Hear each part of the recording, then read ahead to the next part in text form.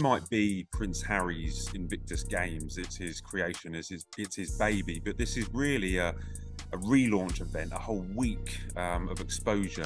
The Invictus Games, let's not sugarcoat it, were Meghan Markle's golden ticket, her safety net. The one event she could walk into, head held high, cameras flashing, pretending it was all about veterans while the spotlight stayed firmly on her. But guess what? That bubble has just been popped in the most brutal way imaginable. The Invictus CEO finally drew the line. Meghan demanded to attend the 2027 Games, but the response? A flat-out no. Not softened, not sugar-coated, just blunt rejection. And here's where it gets even worse. It wasn't just the CEO shutting the door. Veterans themselves spoke up. They didn't want Meghan there. They said it loud and clear, "We want her out." Imagine the humiliation. For a woman who used Invictus as her personal PR stage, this is nothing short of catastrophic. Appear with Harry, and the plan is to be happy. The plan is to look relaxed, and the plan is to get her on the front pages of the newspapers, into the news, onto the website. This moment marks history because for the very first time, Invictus leadership publicly pushed back. And oh, did they push hard. The CEO not only denied Meghan's request, but he made sure there was no room for negotiation. This wasn't about logistics, schedules, or paperwork. This was personal. The message was crystal clear. Meghan Markle's presence doesn't serve the games anymore. It damages them. And what we see with Harry is that this is his element, okay? When he was a member of the royal family and he was a working royal, he was doing this, he was...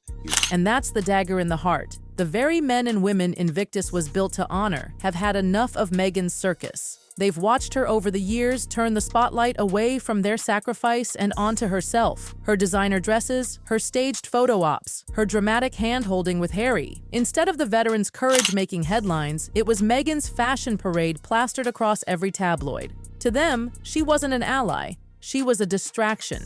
One veteran even cut right to the truth. This is about us, not about her fashion parade.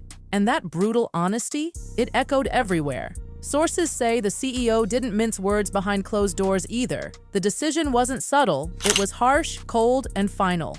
This time at the Invictus Games in Dusseldorf here, Meghan has joined him with these kind of fun elements, hanging around at games, playing. And here's where Meghan's world really starts to crumble. The veterans want her out, completely. And for Meghan, who has built her entire persona around image and optics, there could be no deeper humiliation. The very people she claimed to champion have turned their backs on her. Critics are already saying this moment was years in the making. Every Invictus appearance she ever made was about Meghan, not the cause. The headlines never read, "Veterans reclaim their pride." Number.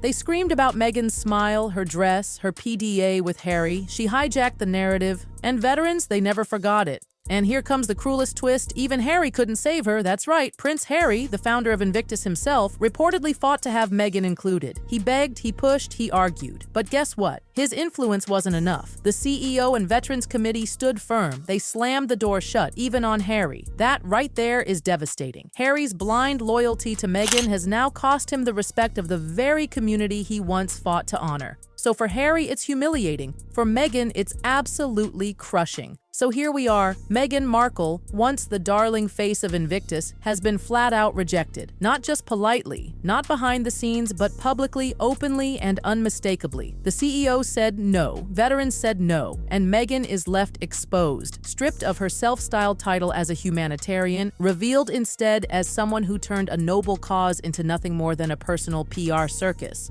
And oh, the humiliation didn't stop there. Meghan probably thought, well, at least the public will rally behind me, they'll be outraged on my behalf. But reality?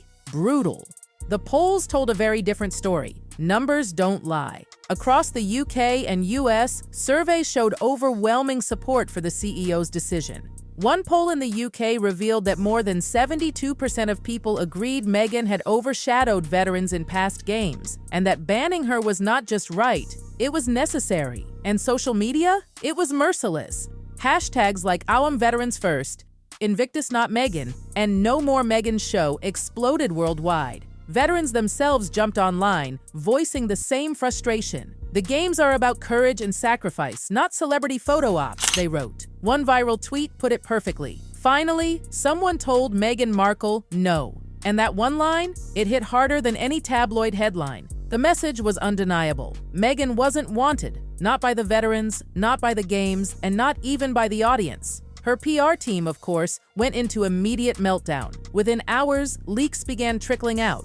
Claims that Meghan had graciously stepped aside due to scheduling conflicts. Other spin stories painted it as a mutual decision between the Sussexes and organizers. But here's the thing, insiders weren't having it. They debunked every claim, every lie, every desperate excuse. Sources close to Invictus confirmed the truth. Meghan demanded to attend and was flatly denied. And here's the kicker, that spin made it worse, much worse. Because not only did it prove Meghan was rejected, it exposed her as dishonest too. The harder her team pushed this fake narrative, the more desperate and pathetic she looked. One journalist summed it up with a line that will haunt Meghan forever. She didn't decline. She was declined. This wasn't just another embarrassing headline. This was a fatal blow to the Sussex brand. Think about it.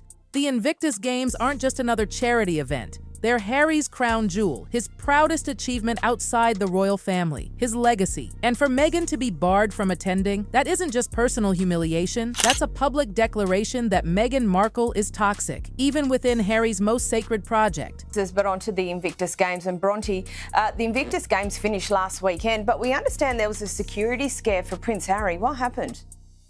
Yeah, so as far as we'd seen, the Invictus Games was as big a success as always. Harry looked very happy front and centre, but it has emerged that on the second... And the symbolism is terrifying for Meghan's future. If Harry's own veterans don't want her around, why should anyone else? Why should Netflix keep investing? Why should Spotify? Why should Hollywood executives risk tying their brands to someone veterans boo, the press mocks, and audiences openly reject? This moment didn't just bruise Meghan's image, it shattered it. It sent one clear, devastating message. Meghan Markle is no longer safe for business. Emerged that on the second last day, there was a security scare involving the Duke. So he appeared to be sitting there at the sitting volleyball tournament, and I think there was an overeager crowd that wanted to get selfies with him, and obviously his security team felt they were getting too close, and obviously a bit, as I mentioned, over. Here's the harsh truth. Meghan Markle has now turned into a walking liability. Hollywood is watching this Invictus fallout like hawks circling prey, and the whispers are brutal.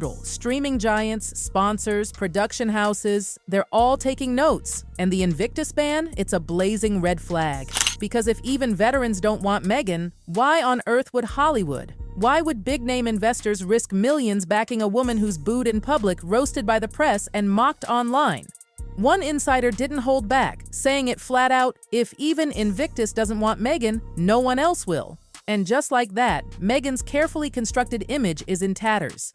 Him out and cut short his attendance at that event, which is a shame, and I'm sure he would have been disappointed because it was meant that he wasn't able to sit there with Team UK, and he was meant to catch up with them afterwards, and that all had to be cut short. So yeah, a disappointing outcome for that particular event. But this is the cruel irony. Meghan once painted herself as the ultimate humanitarian, a woman standing tall for noble causes, a champion of veterans. She sold herself as the modern-day advocate for courage and sacrifice. But Invictus exposed the ugly truth, that her presence was never about them. It was about her, about Meghan, her wardrobe, her camera-ready smiles, her narrative. She turned veterans into background props for her photo ops. And now, she's stripped of that stage. The sting cuts deeper than anything Meghan's faced before. Being rejected publicly by the very people she claimed to champion, that's not just embarrassing, it's devastating. Because veterans saying, "We don't want you here," slices through Meghan's PR armor in a way no tabloid ever could.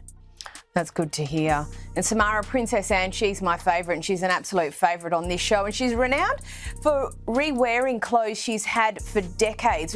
And let's be clear, this isn't just a rejection, it's a reckoning. Meghan Markle has been told she's not needed, not respected, not wanted. And for someone whose entire empire was built on maintaining the illusion of relevance, this reality is soul-crushing. The Invictus Games will carry on in 2027, stronger than ever. Veterans will inspire the world with their resilience, sacrifice, and courage. Harry will be there, still clinging to his legacy, still trying to hold on to what's left of his reputation. But Meghan, she'll be watching from the sidelines, not because she chose to step away, but because she was pushed. The veterans have spoken, the CEO has spoken, the public has spoken, and the verdict is brutal. Meghan Markle is out. Think about it. Meghan once strutted into Invictus events as if they were her personal stage, smiling for cameras, waving gracefully, turning veterans' struggles into accessories for her narrative.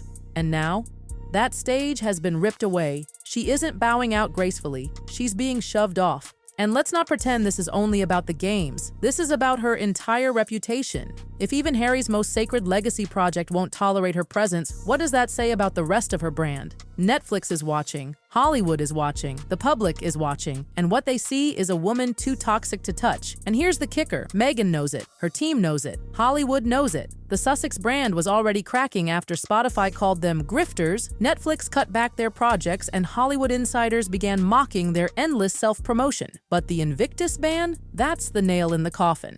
This moment isn't just embarrassing, it's symbolic. It screams that even Harry's proudest achievement, his crown jewel, his personal creation, can't survive Meghan's toxicity. And if Invictus doesn't want her, what's left? Meghan's entire brand was built on carefully staged moments where she controlled the narrative. But Invictus ripped away that control. The illusion of being a humanitarian? Gone.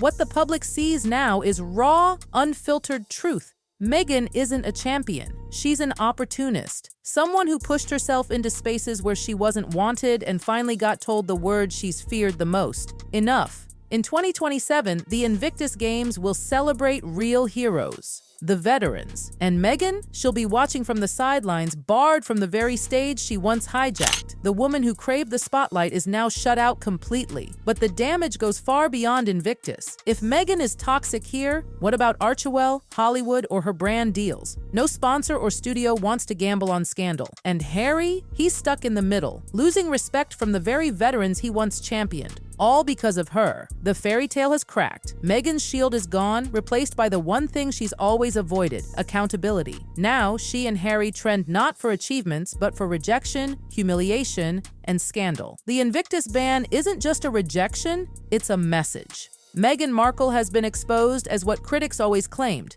a PR opportunist. And as the games move forward, honoring courage and sacrifice, she'll be left outside looking in, not walking away, dragged out. And the world is watching her fall. The world is watching her.